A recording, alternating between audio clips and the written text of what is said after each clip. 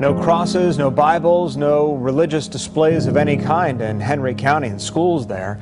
That's an email that went out to educators and parents, and now many of them are outraged. And if we let God back in school and back in the United States of America, He could change it. Josh Moss is angry about an email telling teachers at Henry County schools that they can't display any symbols of their religion. The memo points out no crosses, angels, Bibles. And he's not the only one upset. I just think that you should be able to wear what you want to wear or portray what you want to portray. People have totally misinterpreted this, that this is a new policy, that the board has somehow come up with this hardline measure against religion, and that couldn't be further from the truth. Henry County School spokesman J.D. Hardin stresses this is nothing new, and it's not unique to Henry County. He says the email was only a reminder to school personnel that they must abide by federal laws. Henry County Schools is not anti-religion. We have a very diverse population, but what we do have to keep in mind is that we are mandated by the federal government that we cannot have religious displays on walls and or public property. A former football coach continues to fight for the right to pray at games. Coach Joe Kennedy made headlines when he was fired from a Washington State high school for refusing to stop praying on the 50-yard line after games. In August, Kennedy filed a lawsuit against the school district on the grounds they violated his religious rights. Kennedy also filed for a preliminary injunction that would allow him to coach while waiting on a ruling in the suit. That injunction was rejected, and this week he filed an appeal in Washington, D.C. The former Marine tells CBN News he is simply standing up for the principles he fought to protect. I just want to stand up for, the religious freedoms that everybody's supposed to have. I served our country for 20 years to support and defend the Constitution, and I don't understand how the freedoms that are in the Constitution don't apply to people in America. Well, we are aware that the culture that we've been part of for so many years is beginning to move from being just a post-Christian culture to literally being an anti-Christian culture. We've heard that the Civil Rights Commission of the United States has declared that the traditional understanding of the First Amendment that protects conscience is no longer the way they're going to view it. They see a commitment to traditional marriage as an expression of hate speech, a belief that genders are divinely given as part of our personhood as some sort of opposition to the norms and standards of an enlightened culture.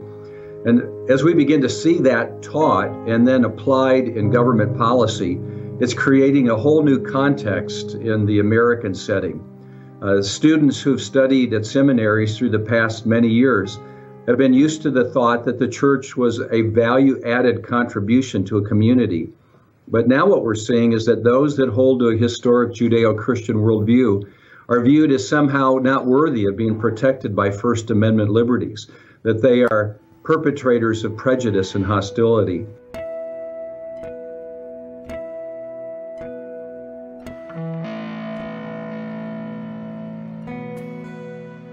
At 42.4 million, there are now more immigrants, legal and illegal, in America than ever before, fueled by massive flood from Muslim nations, and the growing numbers are substantially impacting public services like public schools, according to a weighty new analysis of Census Bureau data. One impact of note, there are 10.9 million students from immigrant households in public schools, accounting for 23% of all public school students, according to the Center for Immigration Studies. Friday is a time for prayer and fellowship at this mosque in Northern Virginia.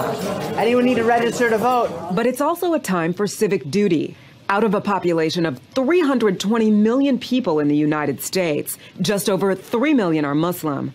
But that figure is expected to more than double by 2050. Sign here. Getting members of the 15,000 families that attend Dar al-Hijra to register is now part of a national push to make sure 1 million more Muslims are poised to exercise their right to vote in November. Are you registered to vote at the current address? The goal is not just to register voters and to get them out to vote, but to understand that building relationships with our elected leaders is the way to build power. And that's our end goal. Phone number, please. Kamal Bouchani says he's voted 3 times since becoming an American citizen. So it's my role to select the person that I find is good for me and good for the country. A sense of personal responsibility that many believe resonates in an ever-growing Muslim community.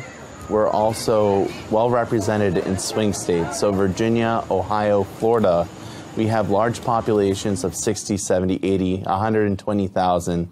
And in really close elections, we can tip the results to the candidate we're favoring if it's that close. According to the San Francisco Gate, the Government Accountability Office has accepted a request from members of Congress in order to review the Committee on Foreign Investment in the United States and to carefully determine whether its legal powers have kept pace with the influx of international buyers targeting American companies.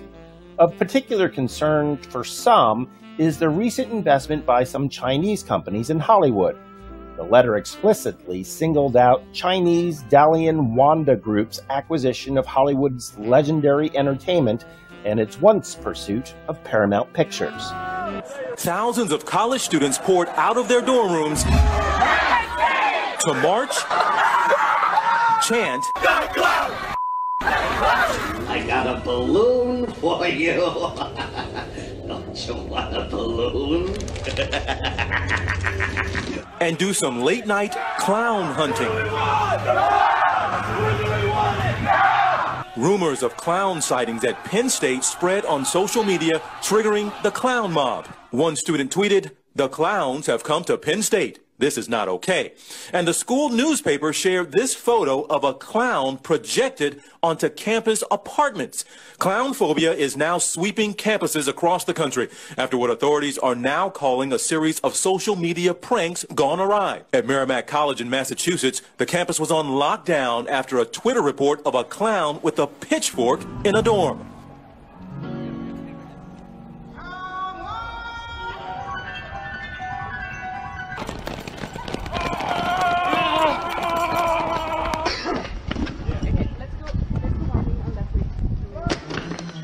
You get shot, usually the zombie will have to, take down their headband and respawn a bit later. But I'm invincible, so that doesn't really happen to me, which is really, really frightening for a lot of the players because all they can do really is run. Go! Go!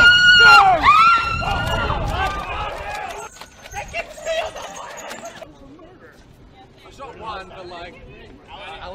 It came out of an idea that we had when we were uni students about how long we could survive in a zombie apocalypse at our university. We turned that into a game for our friends, and then it grew out from there. Bracing for Matthew. Tonight, this is the scramble along the eastern seaboard. I'm preparing, buying rain gear and flashlights. I just came to pick up the generator and some extra fuel tanks, just in case. A run on supplies, lumber, groceries, gas, and water.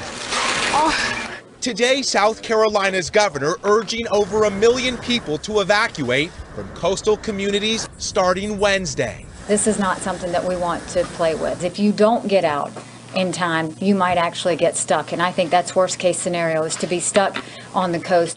The evacuation zone covering 100 miles from the shoreline. Many coastal schools closing as residents prepare for 5 to 7 foot storm surges. Make sure we have 3 days worth of food and water, any prescriptions, making sure those are filled. Even the National Guard is at the ready. Hurricane Matthew is twisting its way north, threatening to pound Florida and the Carolinas, all under states of emergency. In Florida, some are streaming to higher ground.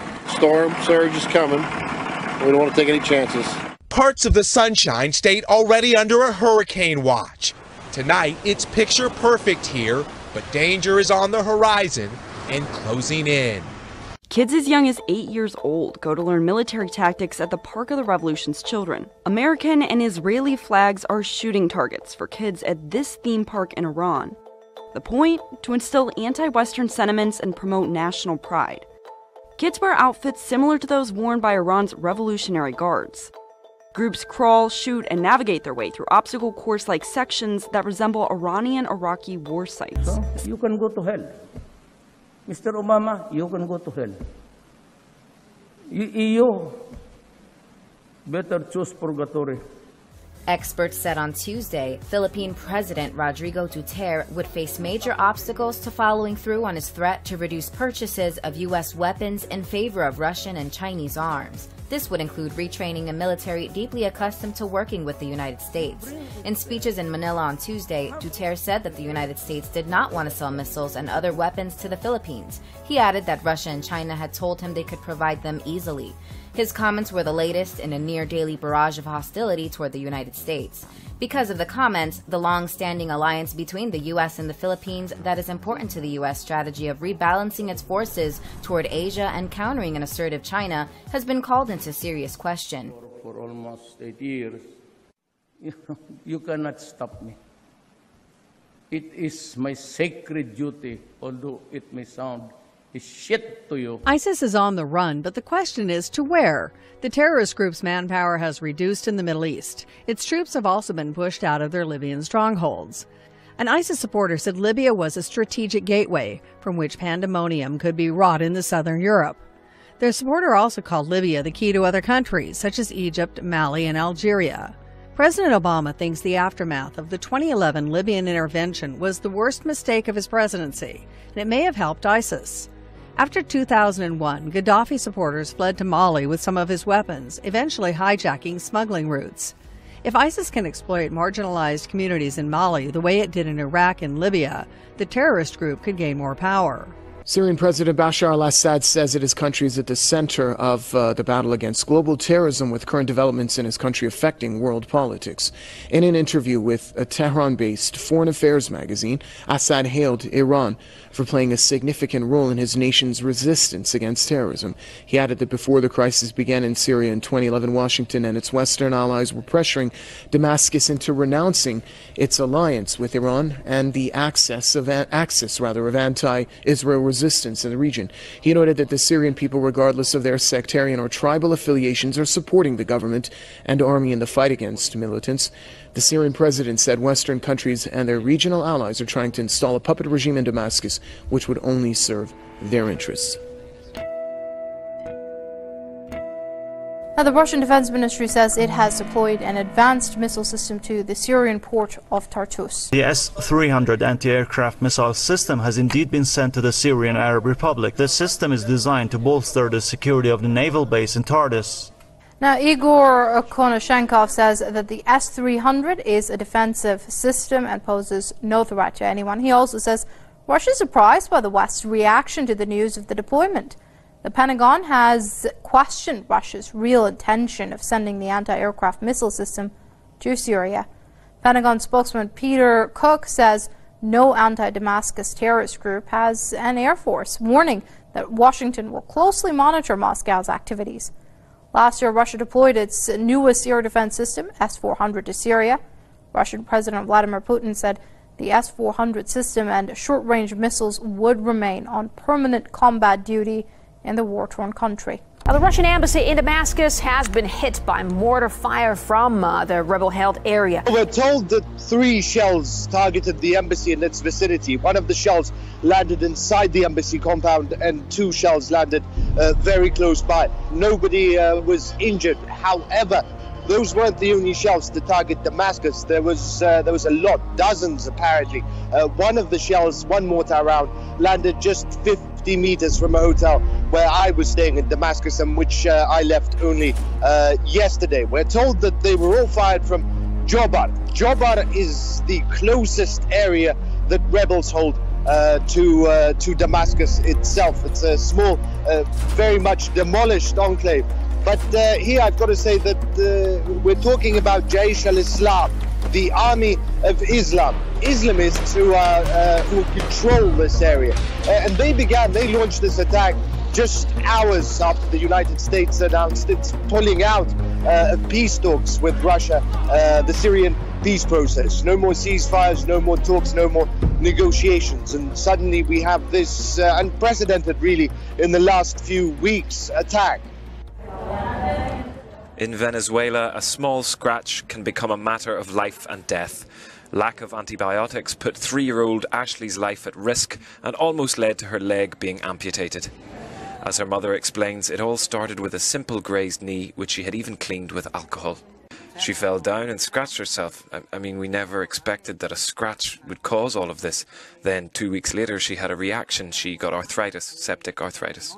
Ashley's paediatrician, Dr. Richard Rangel, explains how her situation